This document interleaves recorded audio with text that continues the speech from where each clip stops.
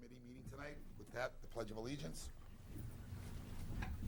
I pledge allegiance to the flag of the United States of America and to the republic for which it stands, one nation, under God, indivisible, with liberty and justice for all. With that, I know that Al is on his way. He just got hung up a little bit, and I'm sure that our chairman is going to have a statement that he could probably bring at the end of this meeting. So with that, I'd like to jump very quickly to the consent agenda. So I'd like to have a motion for the approval of the minutes of the regular school committee meeting, March 21st, 2017. We might have to hold on. Dennis wasn't on the board, and we need a quorum. So we need Al to check. So we do need Al. Dennis was on the board for the, Third? yeah, No, the election was the fourth. it was the fourth. Okay, so maybe we can just punch that? Is that Yeah, okay? yeah.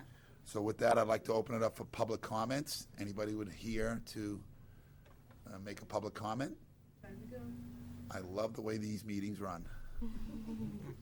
Sure, come on up. I'll start. You could just introduce yourself and tell us your name and where you're from. Certainly, thanks. Hi, my name's Carrie Wetzel. I live on 51 Clarissa Road, and I'm town meeting rep for Precinct 9. I was at the town meeting last night, and as you all know, the budget was approved there, and I just had some concerns and a few questions that I hope that can be addressed tonight. And I understand and I appreciate the time you took last night to discuss the teacher cuts that were approved, that were a part of the proposed budget, and how that affected the class sizes. Particularly, I'm concerned with the middle school, McCarthy, as you know, but I do also appreciate that you're keeping to under 25 standard per class, 25 students per class. However, I'm also concerned if you've looked at future years, and I understand that this was just next year's budget, but from what I understand, the following year has a much larger size class that will be moving up to 5th grade. So number one, is that a consideration moving forward when you work for next year's budget? Will you keep to the under 25 students per class?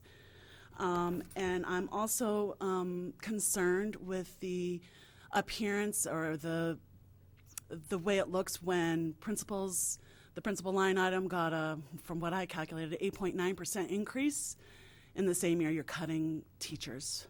I find that upsetting.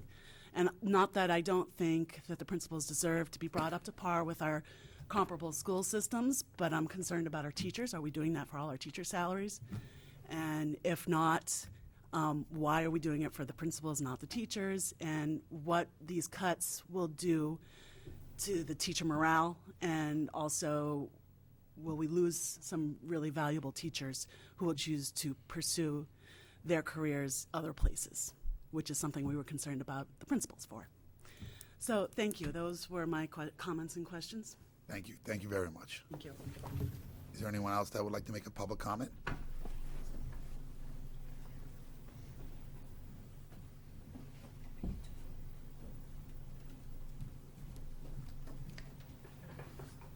Good evening, Attorney Santos. Hi, good evening.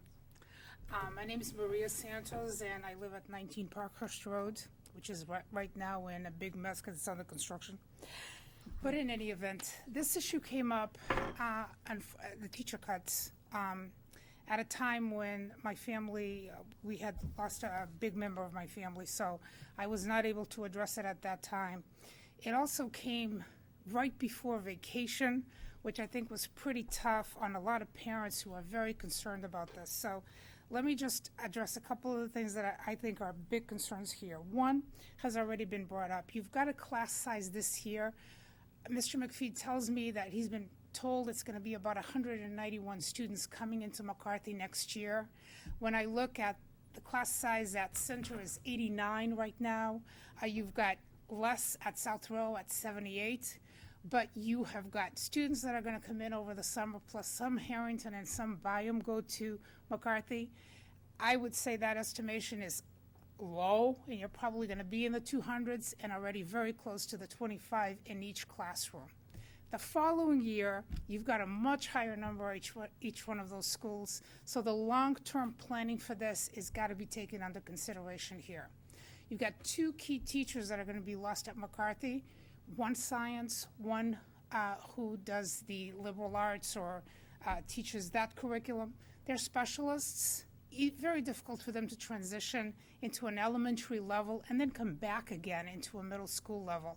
So maybe thinking about what you do in these contract situations with these teachers, you've got these wonderful specialists that you lose this year and then expect that they're going to return and do the same thing wonderfully the following year, or that they'll even stay in the district is a question mark. And I think losing those people is something you really need to think about.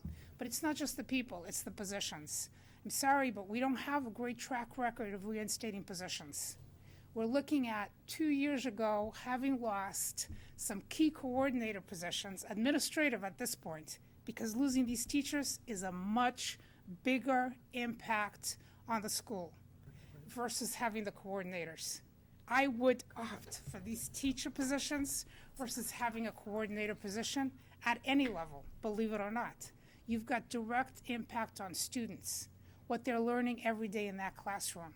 And I think that that's a big mistake if you're going to lose those positions.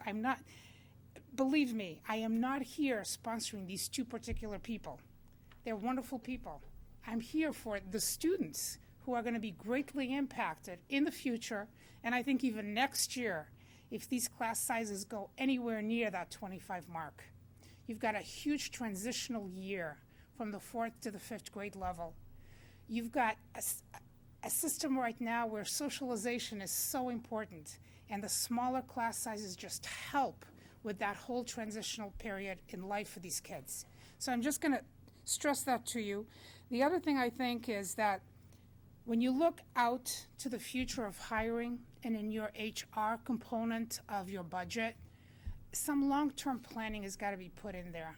And it's got to be coordinated with what's happening at the contract level with the teachers, what's happening in terms of giving you all flexibility for adjusting what happens at each school, but keeping in mind that more and more we're getting into specializations, and at the middle school level is a huge impact on testing, like AMCAS or anything else. You've got to have teachers who know what the heck they're doing, who've got some experience, and transitioning them from other districts just does not happen easily at this level. So I'm going to stress that. I do not know much about the high school. My kids aren't there yet. They're both 7th graders. You'll hear from one of them tonight. But I do know that up to this point, the impact of the class size on each one of their grade levels has been tremendous. They came into center school at a time when the 1st grade and the 2nd grade had one more classroom. When they went into the 3rd grade, a 1st and a 2nd grade number were eliminated. The classes got bigger. That's been one of the great problems at Center this year, at the lower grade levels. The impact is huge. You've got some classrooms with very small class space, where if you've got a bigger number of students, you often need additional help in that classroom, and it becomes like an overcrowding situation. I tell you, really consider long-term what's going to happen to your classes and to your students as they move along in the years here. Of course, I would love it if you kept in those 2 positions this year, but if you don't keep them in this year, although I think that that's detrimental to the students that will come in next year, consider it long-term, what you're going to do to reinstate it, because it's going to be important. Thank you. Thank you, Maria. Thank you. Any additional public comments? Great. With that, the CHS student representative announcements. Guys, would you like to take over? All right, so not much going on at the high school. We've got, not according to Dr. Hirsch, but from, I saw your face. Not much as a senior, we should say. Yeah, Right not much now, that we're aware of.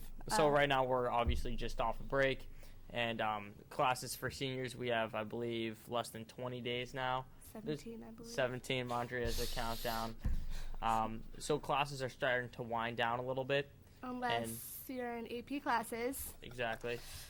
And I was going to say, they're starting to wind down and prepare a little bit more for the AP exams and the bigger exams later on in the year. Yeah, which start next week. Yeah, Monday, May 1st, up all next week, and the week after that are all AP testing.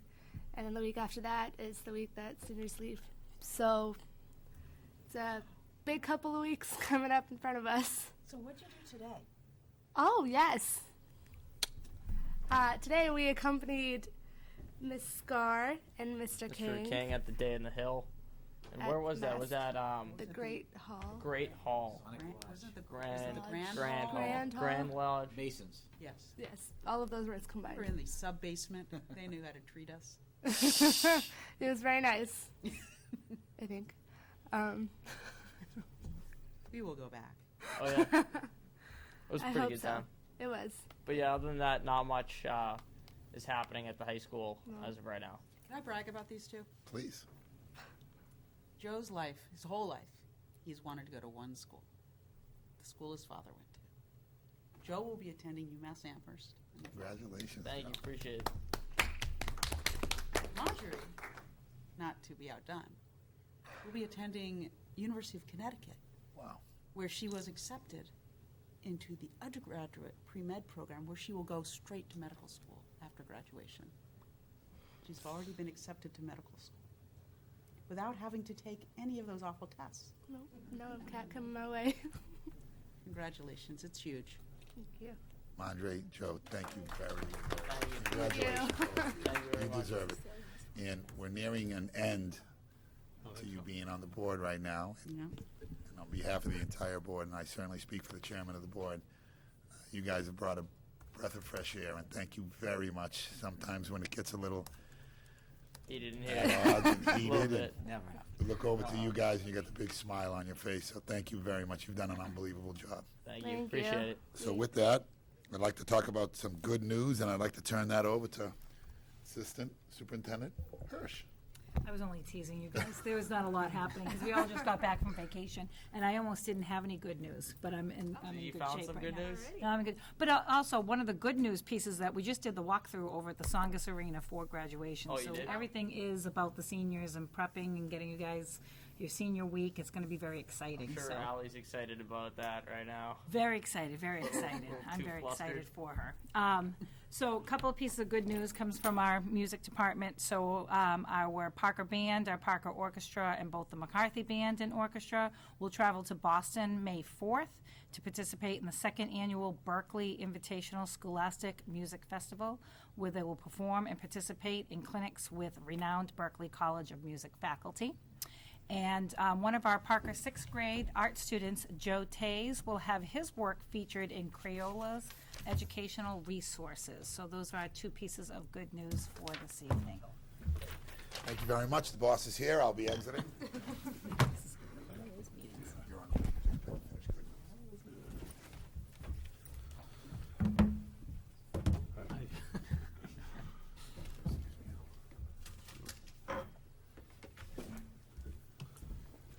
So just to fill you in, we started the agenda, we heard some public comments, and then we just got up to the good news section. So we're ready to move on to the new business section, and we're going to kind of jump out of order a little bit because the meeting time had changed from 6 to 7, but the presentation group was coming for 7 o'clock. So we're going to take item 1 out of order and leave that and go on to item 2, then run through the main agenda first, and then come back to the presentation at the end of the meeting. So the first item on the agenda this evening for a school committee action is your vote on school choice. So every school district in the Commonwealth is required once a year to vote as to whether you want to continue to be in the school choice program. And school choice basically has you specify a number of positions or spaces within your district, and you can do it at different grade levels and even at different schools, where you want to allow students from other school districts to basically participate in a lottery to gain entrance into your school system.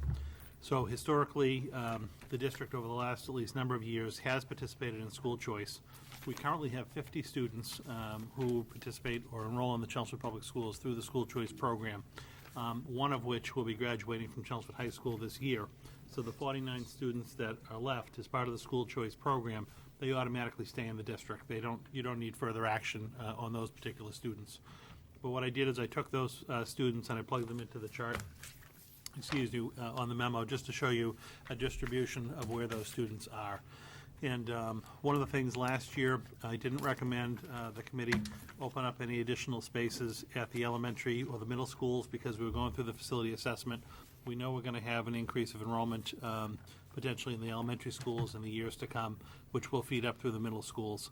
But where we do have some capacity is at the high school. So we want to be able to, because we use it as a revenue offset in the budget, maintain at least 50 students in the district through the school choice program. And what I'm recommending based on these numbers is that the committee actually vote to allow up to 5 new students to participate at Chelmsford High School as 9th grade students through the school choice program. So this would be our existing 49 kids who are already in the district, plus an additional 5, which would bring our cap to 54. Again, specifying that they are incoming 9th grade students only, and they would be at the high school. That would bring in $5,000 per student, for a total of $270,000. And we've used $250,000 as the budget offset. So that allows us just a little bit of a cushion in the event that a student changes their mind or withdraws mid-year. There's an ongoing calculation to account for that. So I'm happy to answer any questions you may have on the program, the history of the program, the current enrollees. But if you agree with my recommendation, I've made the suggestion for the motion at the bottom of the memo. Happy to answer any questions you have. So did you have a waiting list from last year, or? No, it's actually, it's done as a lottery every year, so it's brand new. So last year, we opened 4 or 5 slots at the high school, and I believe we had 6 or 7 students express interest. So we did have to pull the names out of a hat, and we allowed the 4 or 5 in. The other students have now gone on to other school districts, and we typically would like to start them as freshmen at the high school and not have them come in at different grade So you don't levels. see any problem getting another 5 students? No, I think, we'll typically get at least that level of interest. If we ever didn't, then, we obviously just wouldn't take the students in. We can, before June 1st, go back and assess that. So let's for argument's sake, if we opened up 5 spots, let's say we had 6 candidates come in for the job, the committee could vote to increase the number to 6 if they wanted to. If we only had 3 come in, again, you can just leave it at 3. You could consider opening up enrollment to another grade level. Personally, I think we should just go with the group that actually comes to us as freshmen. It gets a little dicey when you start taking in sophomores, juniors, and seniors, because then you've got to deal with what kind of credits they had from their transferring schools, and it's just much easier to have them have a full academic history at Chelmsford High School. So that would be the recommendation. Entertain a motion. I'd like to make a motion, Mr. Chairman, to accept 5 additional new students entering the 9th grade at Chelmsford High School under the Commonwealth of Massachusetts School Choice Program. Second. Any discussion? Had a chance before? No? Okay. And we'll vote. This doesn't have to be a roll call. Doesn't have to be a roll call.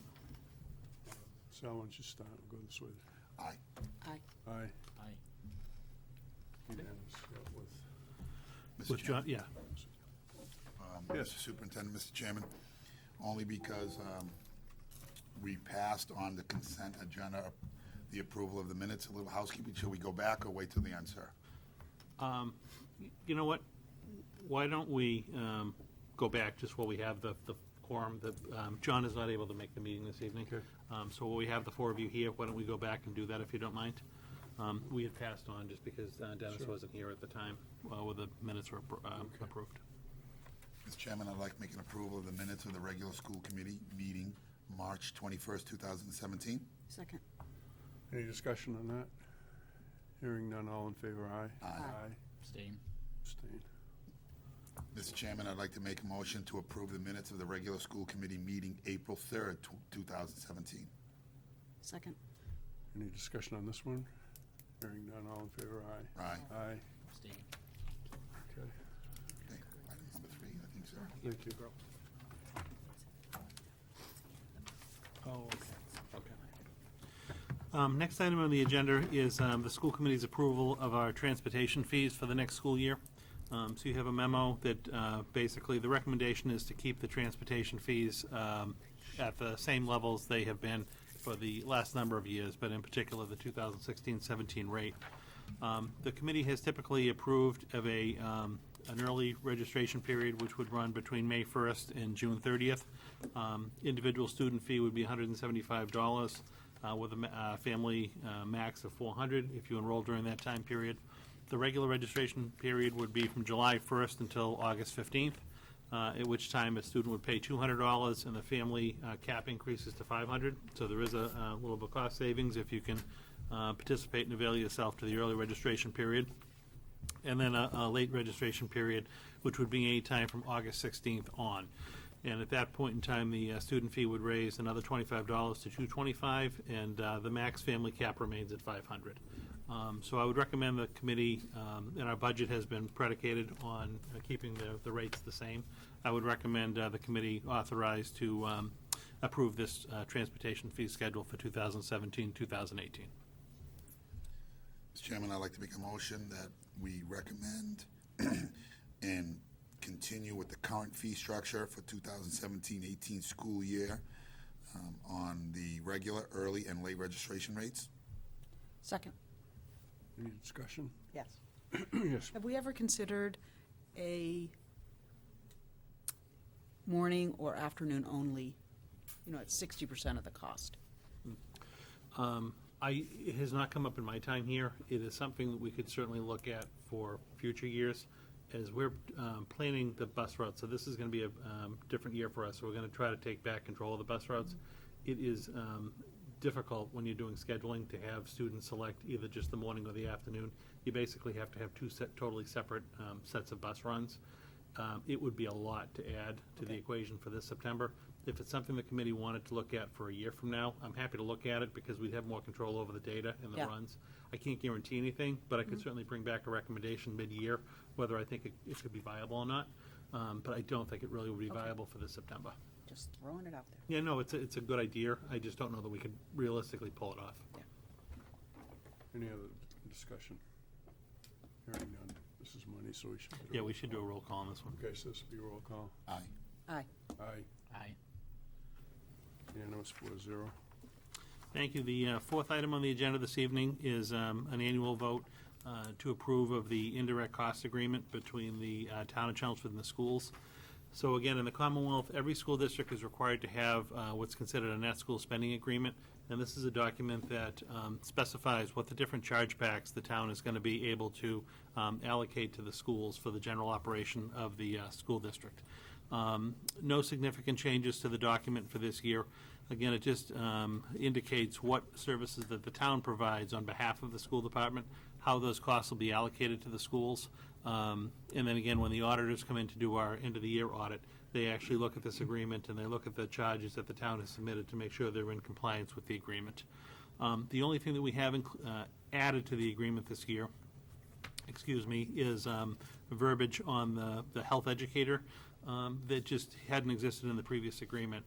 The town pays for 50% of the health educator's salary, and then the school department pays for 50% of the salary for the substance abuse prevention health educator. So on the third page of the agreement, the third paragraph basically just details that transaction. Again, it's been happening for a number of years. It just got incorporated this year because we picked up that it was missing from the agreement. But I would recommend that the school committee approve this agreement, and this would then be in effect for fiscal 2017, which we're in now, as well as fiscal 18 next year. And what we would do is, on a yearly basis, if we want to make adjustments to this document, we can go back and work with the town to do that. And then I would bring any changes forward to the committee for approval during that particular fiscal year.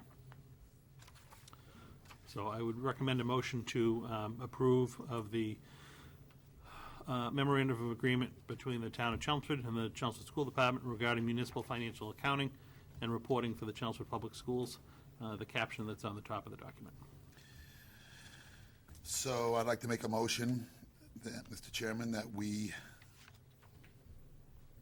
agree, or I'd like to make a motion that we accept the agreement between the town of Chelmsford and the Chelmsford Public Schools required by the state of Massachusetts Department of Elementary and Secondary Education Schools, this document that we have in front of us. and the school committee accept the provisions outlined in fiscal year 2017 Second. And 18. And 18. and 18. Second.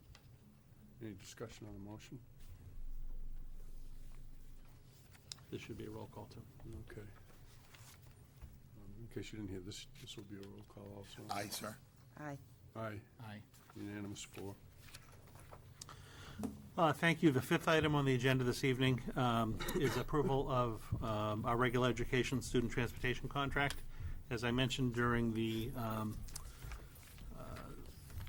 prior budget hearing that we had, and then it's come up a couple of times since, our current 5-year contract with North Reading Transportation ends on June 30th. So the district is required to go out to bid for a new transportation contract.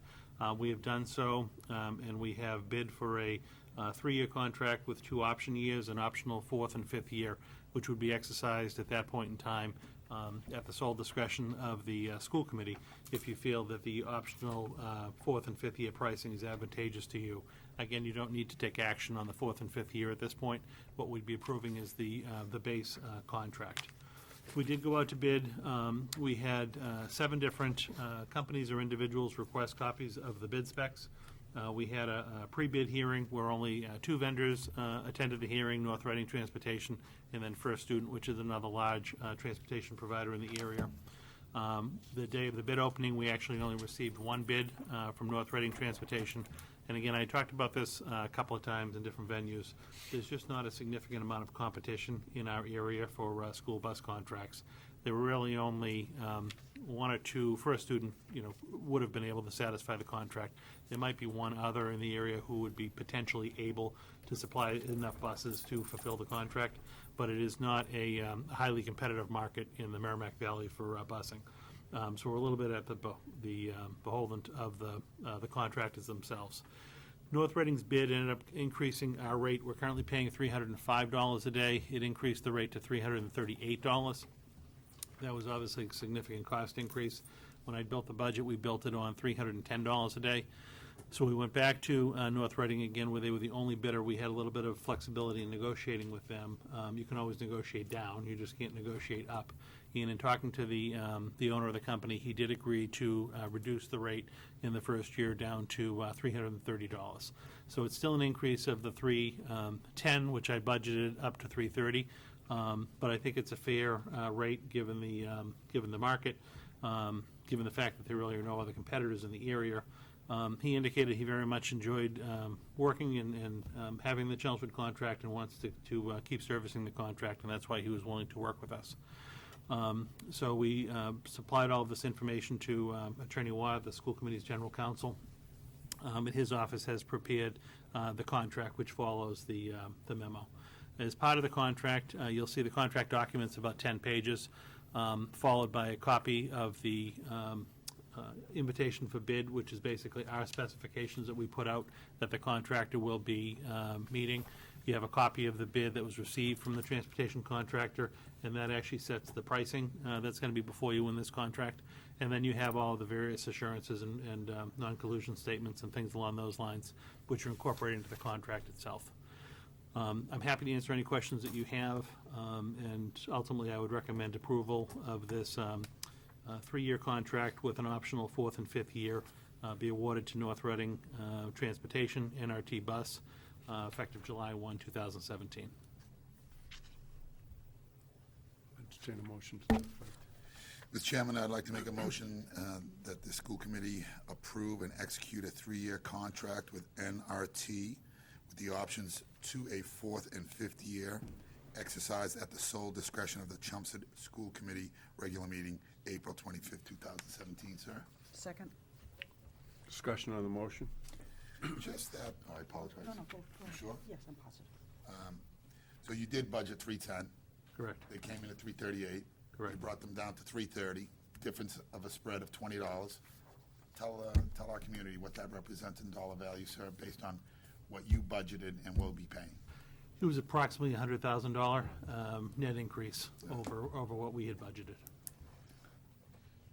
I just want to point out, it doesn't sound like a lot of money, $20, but as you can see, it's a $100,000 increase. So these are the little things that sneak up on us. So when we go and like what was done last night, being able to articulate, $100,000, $20 here, $30 here, before you know it, it's $100,000, and it's beyond our control. Why? Because there's no competitors in the market. So we appreciate you even getting it down from $338 down to $330. Yeah, even that $8 swing Absolutely. still reduced the cost a little 50,000, little over 40. Yeah, I was A gonna little say over a little less than $40,000. Trying to find you mentioned the other night that there would be, perhaps down the road, software that parents could track the transportation. Is that in this contract?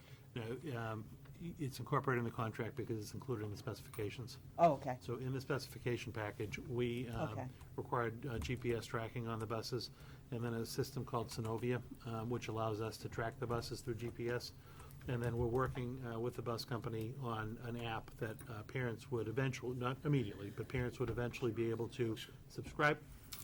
Did you sneeze? I did. Bless you. Thank you. Not very loud. Which parents would be able to subscribe to be able to track their child when they be coming to a bus or when the bus would be coming. Now, all the buses are equipped with video monitoring? Correct. Is it taped or live? How does that work? No, it's like a DVR. Okay. So each of the buses has video cameras in the front, the middle, and the rear of the bus. The cameras are pointed in different angles. There's audio as well. And it records to a DVR box that's basically below the driver's seat. So in the event that we ever have a concern about a bus or something. Overcrowding? Overcrowding, but even like a disruption on a bus, we can call the bus company, we can have them pull the tape.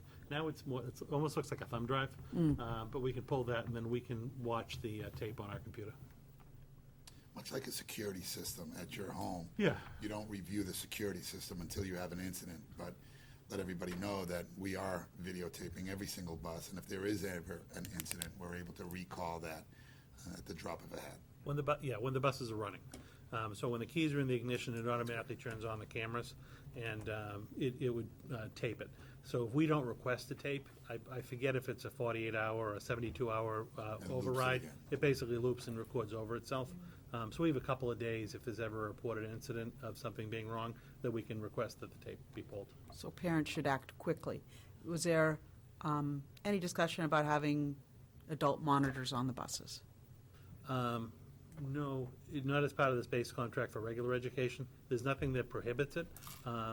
If that was ever the will of the committee, we would just need to determine whether those additional monitors would be district employees and be on our payroll, or if they would be employees of the contractor, and then the contractor would pass the charges off through us. I've seen it work in both cases, but we did not request that as part of the Okay. contract. Thank you. It might be a point of interest. There was an incident roughly a month ago where the cameras came in and were used in resolving the situation, so it's already benefited us. We know that, what it can do. Yeah, Okay. the schools do it quite often. I mean, they'll even just be like little arguments, on a bus ride. So the principals have the ability to right now call Debbie, and Debbie can work with the transportation company to pull the tape. I've had tapes pulled if I've had complaints and I want to see myself what's going on. So you can do that. Now, 330 is the rate for next year. Do we have an idea of second year, third Yeah, year, what the it's, rates will be? Just so we know. In the, it's in the document online, there's a rate sheet, so. Joanna, do you have a copy of that last letter? Yeah, in the back. Oh, okay. 330, then Thank you. 349, then 359. Yeah, it's basically it's gonna jump from the 330 to 349. Again, it was gonna be 338, and it was gonna be going up about $10 a year. They're cutting us that break in the first year, and then we are gonna have to assume a $19 increase for year two. At least we'll be able to budget that early in the budget process, and then about a $10 increase. It's what, $200,000 then increase next year? That's correct. $20? 20, yeah. Yeah, okay. And then 100 in the third. Right, just so people are aware that's gonna. Any further discussion? None. Hearing none. Again, this is a money item, so it's a roll call. Aye. Aye. Aye. Aye. Unanimous 4. Thank you. Item number 6 on the agenda. This is our Massachusetts Department of Elementary and Secondary Education end-of-year audit. So as part of the financial reporting that we have to do to the Department of Education, Powers and Sullivan, who is the third-party external auditor, they come in to audit the town's books and all the different towns' accounts, and then they come in to audit the school department's books as well as our end-of-the-year report that we submit to the DOE. This is an audit that happens annually. It's only a 4-page audit. Very happy to report Joanna and her staff did an excellent job this year preparing the audit. There were no financial findings or even financial recommendations as far as reporting goes. It's not typical, quite honestly, that the auditors don't at least find something that's been reported in the wrong category. So this, is a really 100% clean audit as far as that's concerned. And again, I credit Joanna and her staff for putting that together for us.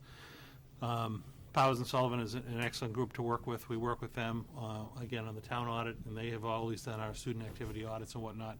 But we bring this report forward to you today, basically to just make you aware of it. Again, on the district website, we don't typically put up copies of our end-of-the-year report itself. It's very difficult to read unless you're used to reading the financial reports. But we will add a section that actually lists all the different audits that are done in the school department so that the public can have access and can go and look at these documents. But again, just happy to convey this document to you. Happy to answer any questions you have. But again, I think it shows a certain continued steps in the right direction as far as shoring up financial reporting. Hey, Sharon, financial reporting in the schools. Sorry. So there's not. That's okay, Sharon. Discussion? Sure. First of all, I think this is really important because Powers and Sullivan is an unbelievable firm. That's the firm we used in the past to really identify a few years back some of the problems that we had here. And I just want to commend you, Joanna, on what an unbelievable job. Very rarely does a firm the size of Powers and Sullivan come back without finding something. So it's really a testament to how good of a job you're doing. Mr. Superintendent, as a leader of this organization, I also want to commend you. There was some challenges that we had in the past, approximately about 3 years ago, and as I talked with John Souza over at the town hall, he talks about the level of transparency that he now has with our school department, and that's really about leadership, and I really appreciate that, Mr. Superintendent and Assistant Superintendent Hirsch. Great job on the level of transparency, and Joanna, once again, I want to recognize you for doing an unbelievable job. I learned a lesson a long time ago being in the retail business or being a businessman in the community, and it all comes down to that little box that sits on the counter. It's called the cash register, and you're the cash register, so great job. Thank you very much for being the shepherd. Do you want us to approve this? It really just a vote to accept it. You don't have to approve it, but just to convey it. Mr. Chairman, I'd like to make a recommendation that we accept the Powers and Sullivan external audit for June 30th, 2016, sir. Second. Now, any further discussion? Hearing none. All in favor, aye? Aye. Any abstention or negative vote? No. Unanimous 4. Thank you. The next item on the agenda this evening is a couple of small budget transfers within the current fiscal year, fiscal 17. Again, as we get closer to the end of the fiscal year, just to clean up a few accounts. As you recall, earlier in the year, it was right after the holidays, it might have been the January, February time period, we brought forward a recommendation to make some transfers within the fiscal 17 budget. We incorporated and included all of the money for what are known as lane changes. So these are all of your degree kind of incentives within one line instead of actually incorporating it into the individual lines within the budget. So we brought forward a transfer previously to transfer out funds to the individual salary accounts for all of the teachers and paraprofessionals in the district who had received those degree credits. But at that time, we did not bring forward the recommendation for any of the CAA members. So as a cleanup, when we were looking at the latest budget document, we realized we hadn't done that. So there are actually 4 different accounts that it touches. It's a total of $6,000 that's being transferred from the salary reserve lane change account to the 4 various salary accounts to be able to bring those budgets into line for the year. And again, this is just based on people who have earned degrees or through the negotiations. The degrees now have a different rate that they were paying previously. Happy to answer any questions that you have, and ultimately would recommend the transfer of $6,000 to those various accounts. This still leaves the lane change account favorable with over $13,000 in it. I'll entertain a motion. Mr. Chairman, I'd like to make a motion to transfer in fiscal year 2017's budget of $6,000. Mr. Superintendent, do I have to go through the lane changes, or can I just say $6,000, sir? No, I think you can just say $6,000 from the salary reserve lane change account to the various labor accounts listed.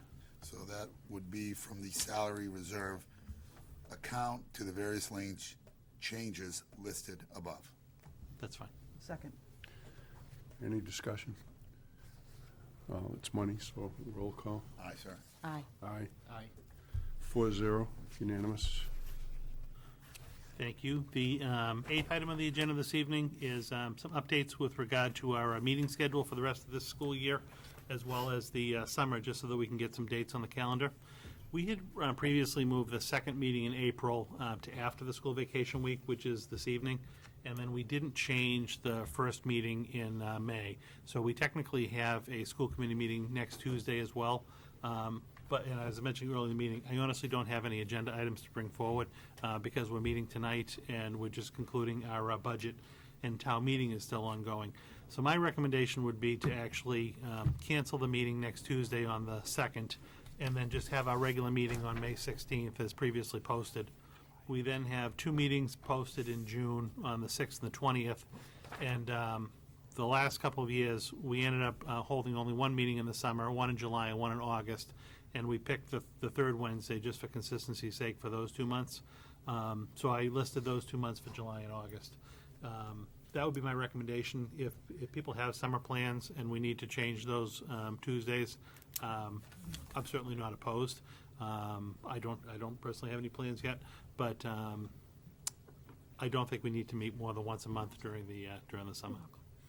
There's a conflict for July 18th for members of our board. Can we choose another date? Sure.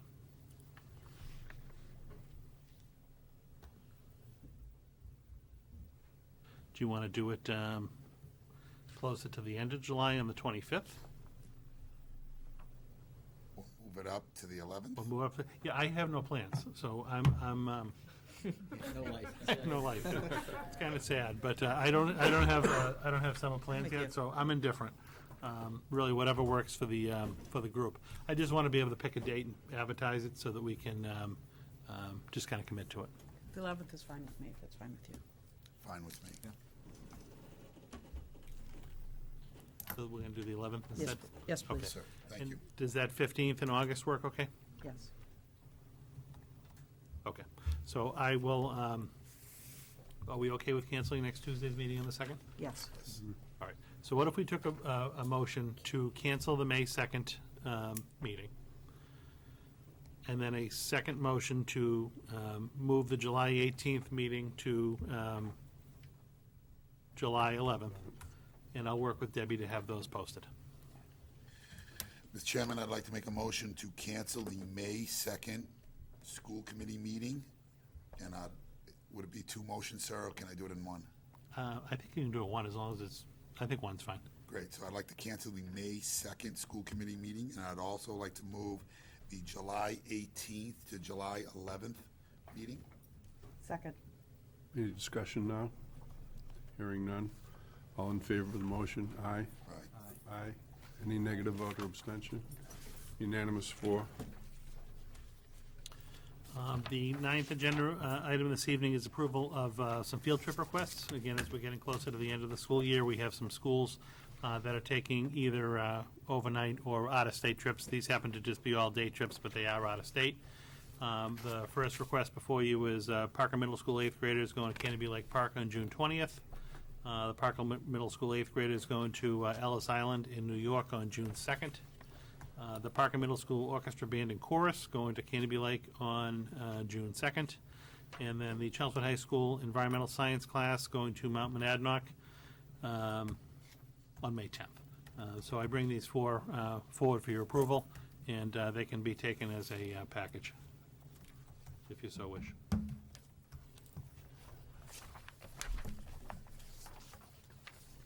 Mr. Chairman, I'd like to make a motion. Thank you, Barbara. I'd like to make a motion for the approval of 4 field trips. The first one, Parker Middle School, on June 20th.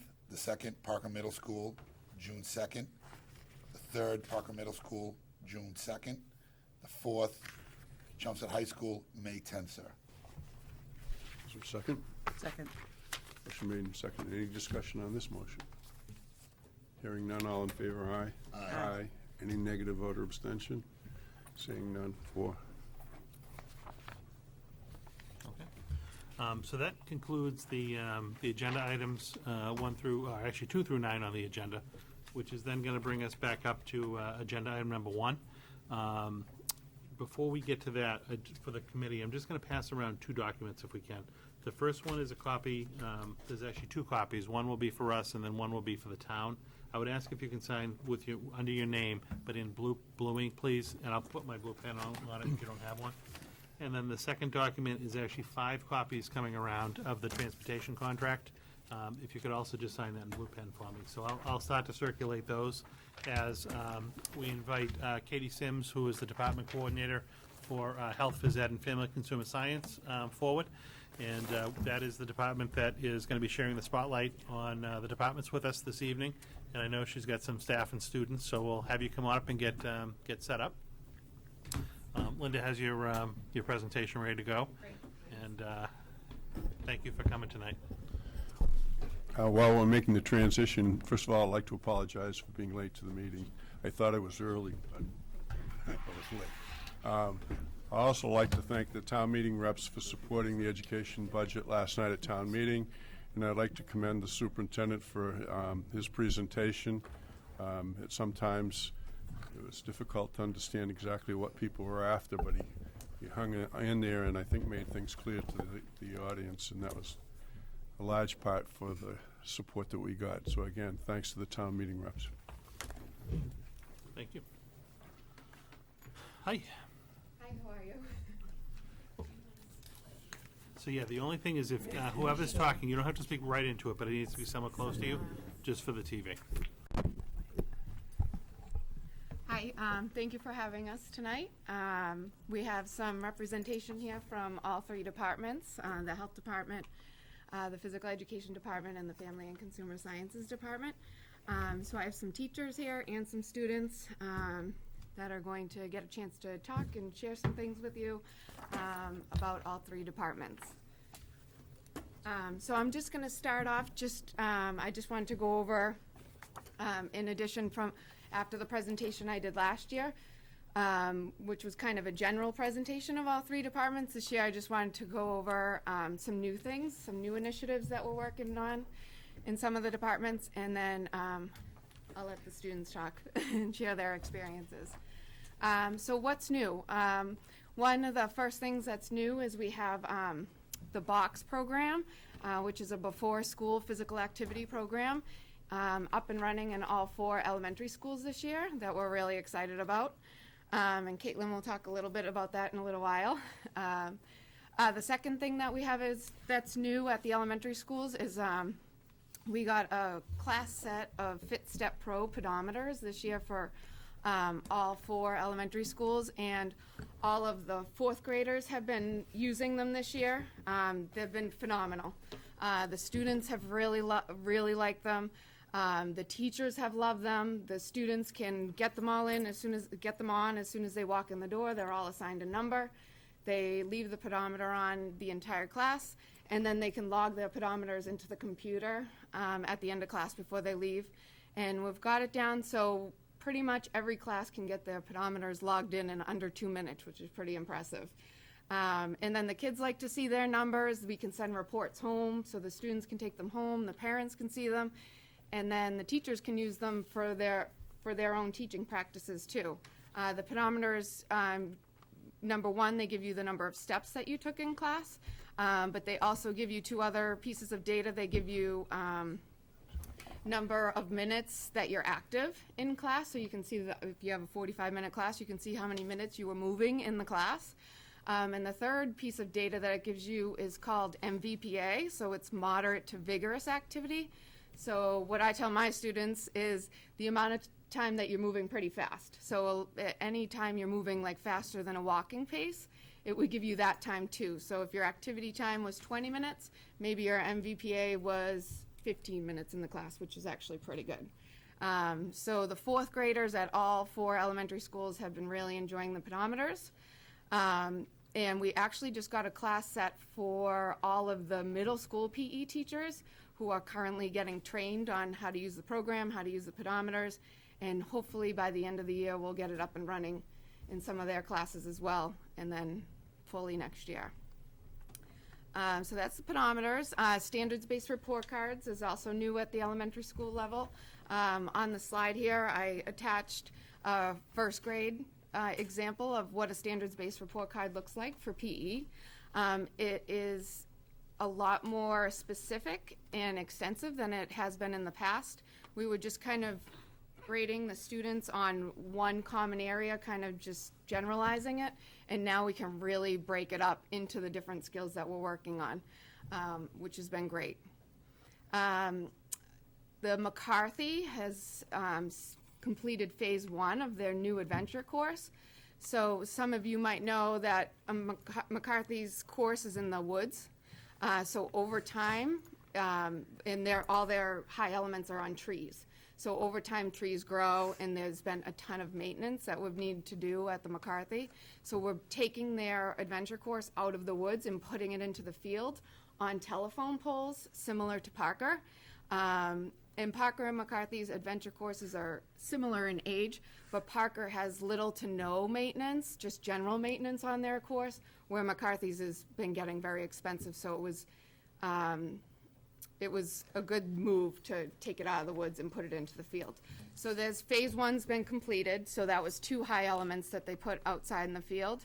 And we're looking to do phase 2 either sometime over the summer or in the fall. So they'll have 4 new high elements outside the woods. The low elements will still be in the woods, which is fine. Those pass inspection every year and are very low on maintenance. So they'll kind of be able to use both areas, which we're really excited about. McCarthy also got a grant last year. Some of you might have seen the outdoor equipment that they have out there.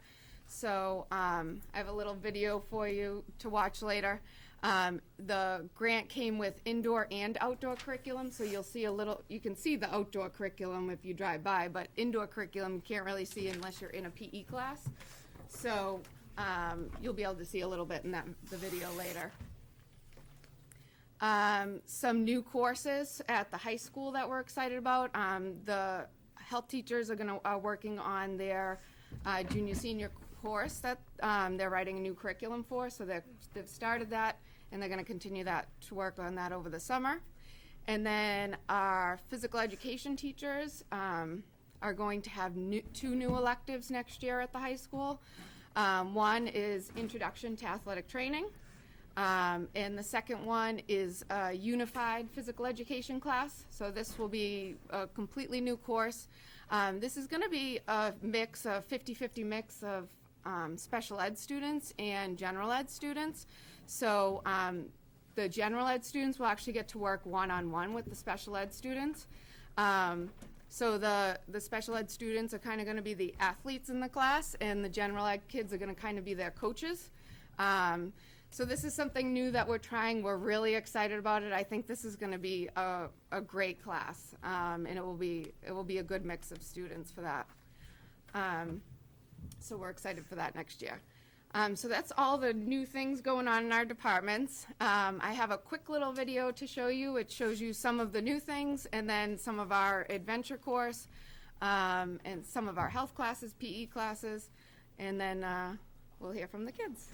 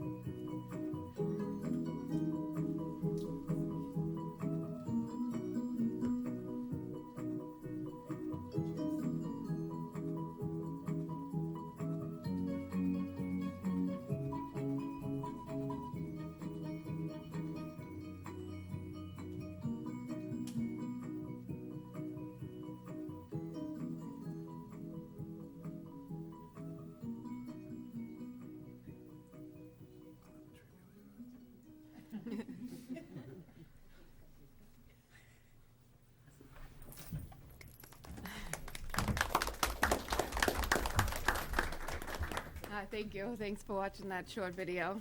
Now, if any of you want to go try those high elements, let us know, and we'll get you up there. I think The there's kids a are braver than I am. big picture of me with a slash through it. Not Not on happening. these zip lines. Trees might come down. Yeah, it's high up there.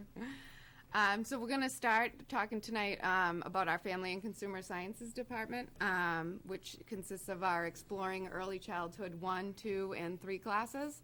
And we have Olivia Beauregard here, Laura Kate Magnuson, and Joan Murphy here to talk about the classes.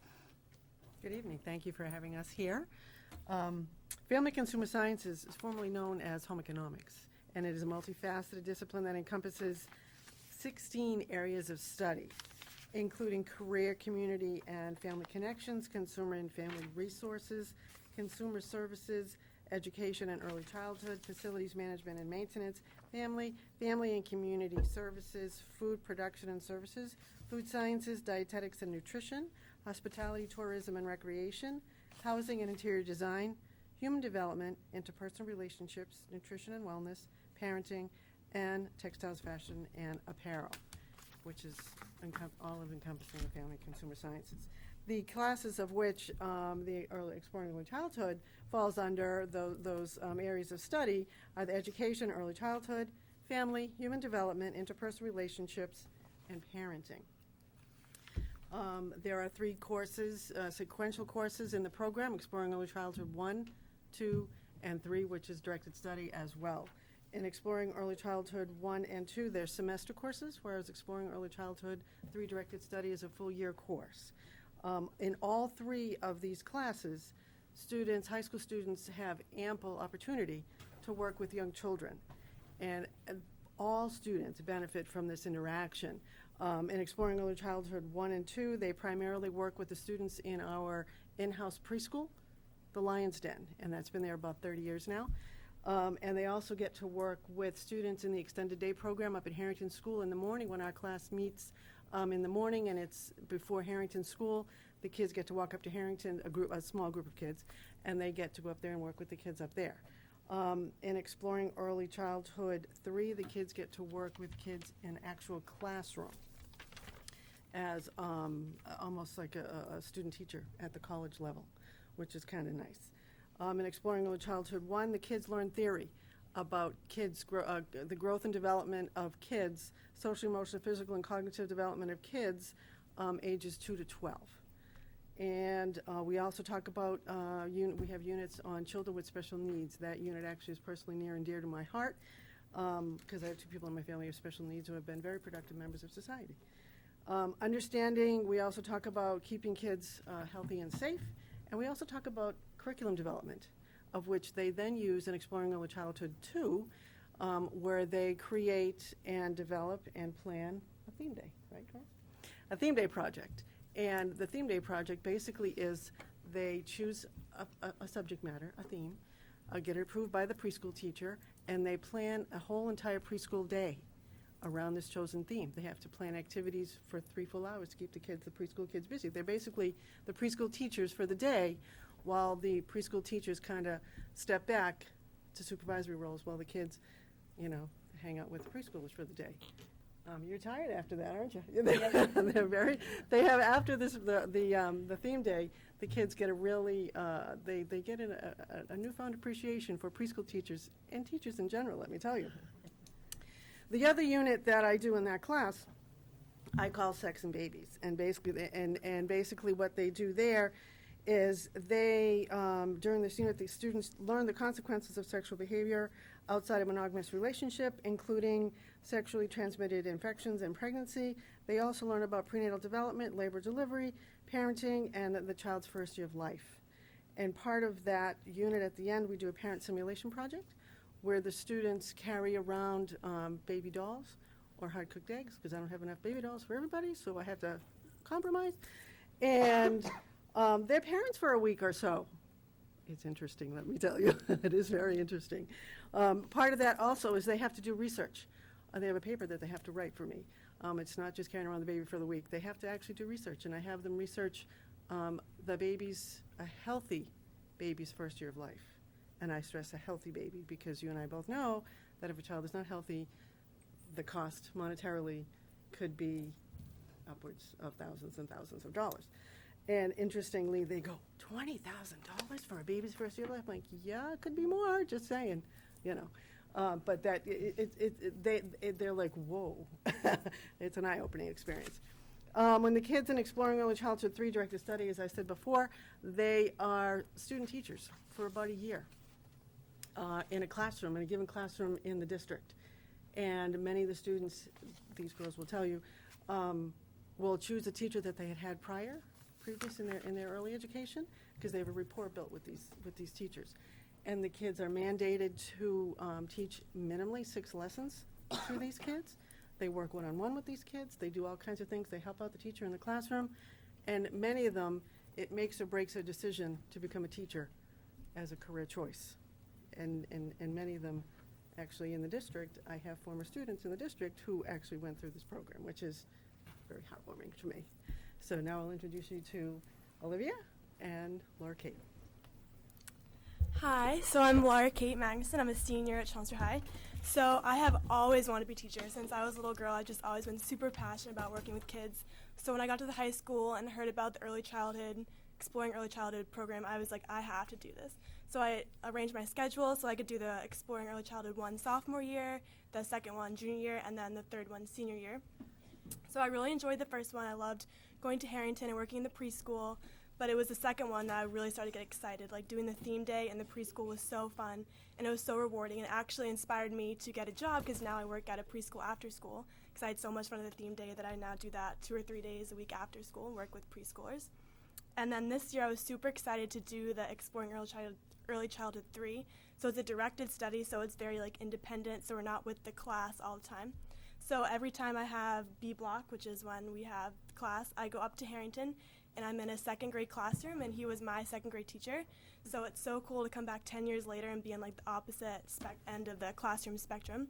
And so it's just a great program for everybody involved. I get one-on-one experience with all the students. I get to teach full class lessons. I help out organizing papers and grading things and cleaning the classroom. So I get to see all the different angles of being an elementary school teacher. And the kids love it because they think it's so fun to have a high schooler come to the classroom. It's really exciting for them. And my teacher found pictures of me when I was in second grade with him, so showed all the kids, and they love it. So it's just so fun. It's the best part of senior year is going up to Harrington every day. I just adore it so much. And a lot of schools don't have this opportunity, so I know next year when I get into my elementary ed classes at college, I'll definitely be a step ahead of everybody else because I've had so much experience. I have taught full class lessons. That's a big step that some people don't even do till they student teach senior year of college. So to do it senior year of high school is really a big deal, and it's just been so influential on me. When I was making my college decision this year, I knew that I had to pick the school that had the best elementary ed program for me. So it influenced my college decision. I just love it so much, and it's just a really great program, and I highly recommend it for anybody that's even thinking of wanting to be a teacher. Hi, my name is Olivia, and I also take all 3 of the classes. Unlike Laura Kate, I didn't know I wanted to be a teacher. I've always liked working with little kids and babysitting, but I never really thought about teaching as a career. But then I took Early Childhood 1 because I do babysit, and I thought it would be helpful to learn more about childhood development. And in general, I just like working with little kids, so I knew that we got to go to the preschool, so I thought it would be fun. And I took the first class, and I started to realize that teaching really was something I could do in the future, and that I really wanted to look into more. So I took the next 2 classes, and I'm taking them at the same time this year. In the second one, I really enjoyed the preschool theme day and getting to interact with all the kids, and it's a lot more work than you think it is, which put a lot of appreciation to other teachers. And then I go up to a second grade class for Exploring Early Childhood 3, and I absolutely love it. I go to a teacher that I know personally. I didn't have her because I didn't go to Harrington, but I love her, and she lets me participate in so many ways. It's not just sitting there and observing. You're also teaching lessons, working one-on-one with the kids, and helping the teacher out with certain tasks. And I just really fell in love with it, and it confirmed my passion for teaching. So now I'm going into elementary education next year in college, and I'll be one step ahead of a lot of the people there. And in general, I love this class. I think it's really helpful for people if they want to be a teacher, if they want to work with kids, or even if they plan on being a parent in the future. You learn a lot about parenting too. And I just think it's really great that you apply what you learn in the classroom to what you get to work with when you work in the preschool and the elementary school. So you get to apply your knowledge, and it's really a great class. It's one of my favorite classes in high school. Awesome. Thank you for sharing your stories and your experiences. Next, we're going to go talk a little bit about middle school health education, and Elizabeth Silva's here to talk about that. We also have her teacher, Tracy Germain, here, who also teaches health education at McCarthy Middle School. So my name's Elizabeth. Oh, sorry. I'm Elizabeth Silva, and I'm from the 7th grade at McCarthy, and I'm just going to tell you some of the exciting things we do in health. In the 5th grade, some of the units are the health triangle, nutrition, personal care, communication and conflict resolution, and general safety. Some of my favorites was the health triangle. learning about it was very interesting because I never knew that there was a health triangle. Each side is a specific type of your health. One's mental health, physical health, and social health. Thanks. In physical health, it's basically about what you do. Okay, I'm really nervous. It's what you eat. It's how you brush your teeth, how long you sleep at night. Social is if you're shy or you're outgoing, if you do social activities out of school. And your mental is if you're a happy person or depressed right now. And for personal care, we did a group project that was really fun. We focused on skin care, on hair care, and brushing your teeth, etc.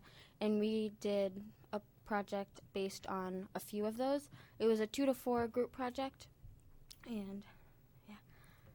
In 6th grade, there was the triangle review, there was maturation, tobacco education, character education, refusal skills, and goal setting and tracking. Some of my favorites was nutrition. We did the food labels, so everyone got a chance to bring in food labels from home, like fishies or cereal boxes, and it was really interesting to learn what was better, what foods were better for yourself and what wasn't. We learned about the carbs and the proteins, etc., and we also got to do a project on that. So we sit in a group of 4, and each group was assigned a certain nutrition group. We got carbs, and you learned specifically about your topic in detail. And then we did a fun project you could do anything. You could do a game, you could do a poster. We did a puppet show, and it was like, I kind of forget, but it was like a football player, and he wanted to go in the team, and he had to eat a lot of carbs. At maturation, we had a question box. So the topic is kind of uncomfortable for most people, and if you don't want to like ask a question out loud, you can just write it down on a piece of paper and slip it in the box. And then at the end of the class or at the beginning of next class, the teacher will read them out loud, and no one will know, so it's kind of nice. And then reading, it was nice also because during the packet, if you didn't want to read, you didn't have to. And if you didn't talk at all during the unit, it was fine. So your participation grade didn't go down at all. And it was a very calm and relaxed kind of environment. In 7th grade, we also did a health triangle review.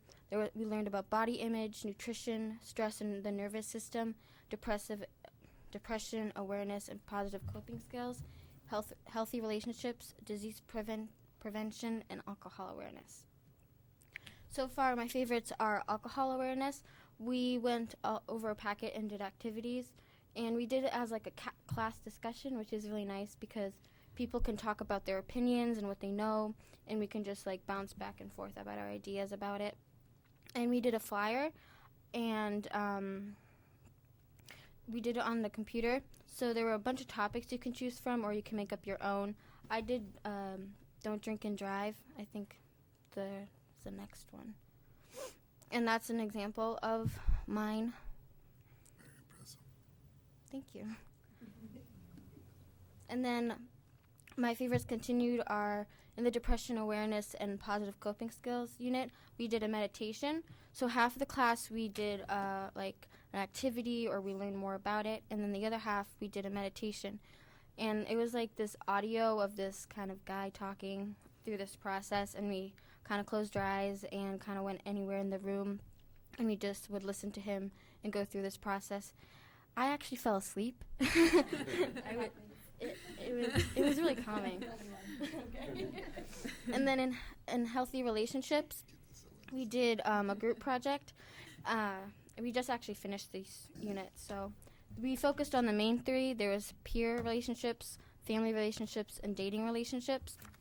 And we sit in 4, so each group would get a negative or positive side of a relationship, and we would take notes. And then at the end, when we finished, we would go meet up with the other side, negative or positive, and we would make a poster.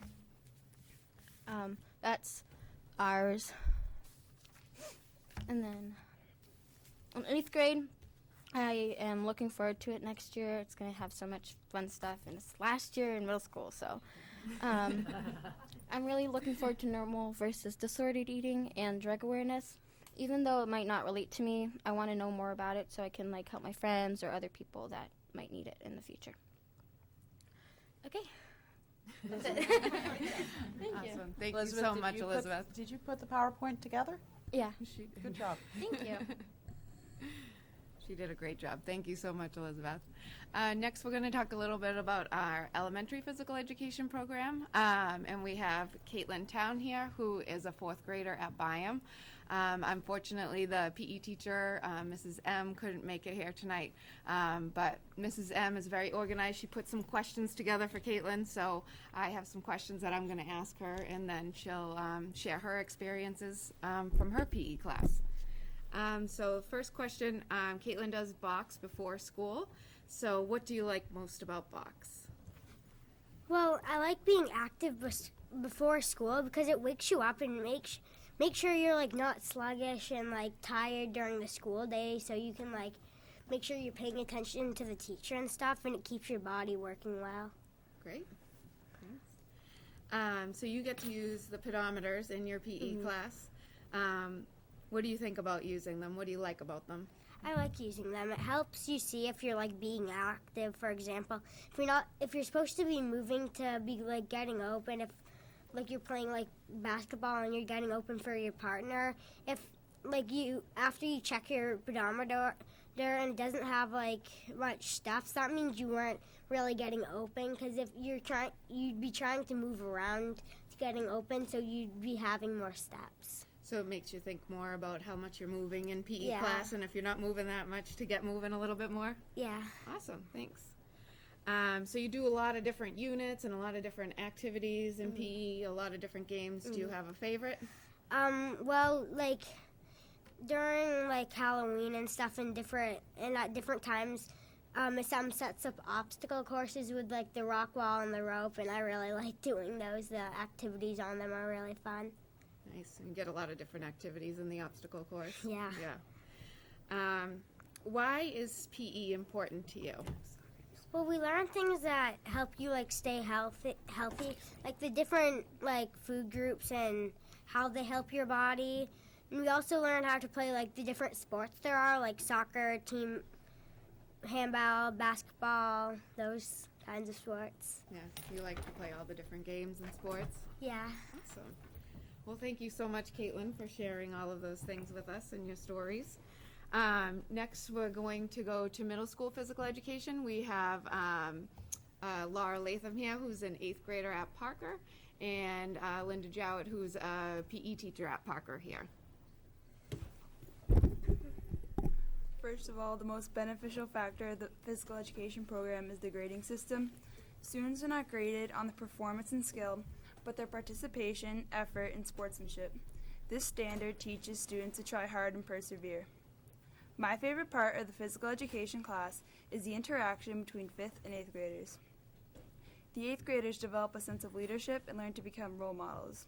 For example, the 8th graders are given an opportunity to teach the 5th graders to do various stretches and warm-ups. A benefit to the 5th graders would be to gain older friends who can help them in the transition from elementary to middle school. Another topic that the physical education program has taught me to do is to set goals and to work for them. An instance being the Star of the Week program. To achieve this award, a student must continually be hardworking and kind to others. The Stars of the Week are awarded with a field day. Also, fitness testing teaches students how to work hard for improvement. Fitness testing is held at the beginning of the term, and during warm-up, students are given the opportunity to strengthen the skills necessary to improve the next tests. I'd like to thank you all for your time. Thank you so much, Laura. So I would just want to thank all my teachers and all these students for taking the time out to come today, and all of you for having us. We were thrilled to come here tonight and happy to present about all 3 different departments. If you have any questions for any of us, please feel free to ask. I have a question for the high school people. Do the kids receive any certification or documentation? They don't, partly because the students don't meet with the children in the certain amount of required hours by the state. However, I have had students come back to me who are now going into the field and need documentation that they indeed worked with children. I can only put down the amount of hours that they have worked, which doesn't meet the state standard. That's why our program isn't so much ECC certified. But maybe it will someday in terms of hours working with kids. Yeah. I just thought, with these two people, instead of them just telling somebody that they. Well, they also the final product for the class is a portfolio. Oh, okay. And they take that to college with them, many of them. Yeah, that does. And we also have an accreditation with Middlesex Community College, so if they indeed go to Middlesex and they take their portfolio with them, they will get college credit. Very good. Can I just ask two young ladies, have you made your college decisions? Yes. Can you tell us where you're going? Sure. I'm going to Merrimack College for elementary education. And I'm going to Boston College for elementary ed. Wow, congratulations to you. Anyone else? Just want to pick on the.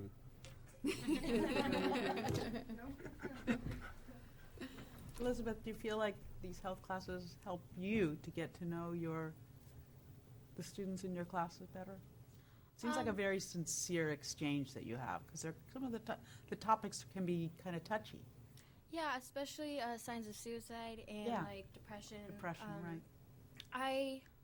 I don't think that it helps myself kind of evaluate myself and think about what I should do for myself and my health.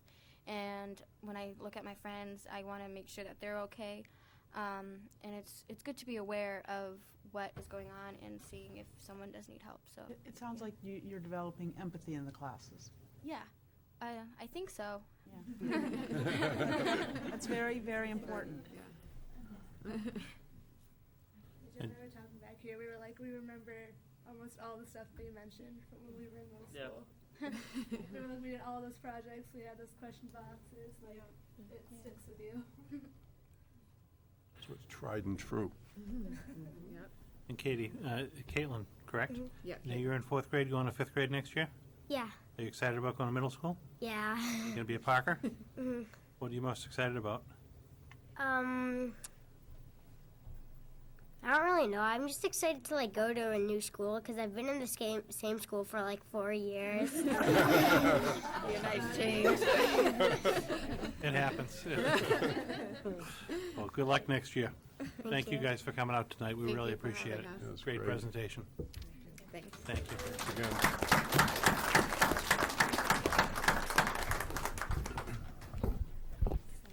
And that actually concludes our agenda this evening. Anyone have liaison reports or anything that they would like to add? We had an abbreviated day on the Hill this year, and but we did get to hear from the people involved in the education committees and such. The foundation committee reported Alice Peisch and Senator Chang Diaz, and I felt there was a lot of excitement about the reauthoring of the formulas, and they seem to be very upbeat that we will see positive changes. So, and I had an exchange with the chief of staff for Senator Chang Diaz with respect to it's House Bill 287, which has to do with the unfunded mandates. Since there are so many educational mandates that we have to comply with, and some have some funding, but most don't.